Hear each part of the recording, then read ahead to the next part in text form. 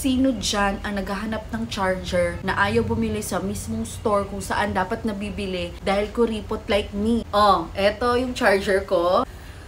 At tignan nyo guys, sirang-sira na siya. Kaya bumili ako dito ng mas mura kasi gusto ko, kapag bumili ako ng bagong charger, dapat bago din yung unit, girl. Pero hindi bago yung unit ko, so dapat yung charger lang yung bago. So, eto yung nabili kong charger as a kuripot, ma'am. Kinukuripot ng sarili, more on anak na, no? O, sino yung relate dyan? Anyways, o, diba? I know.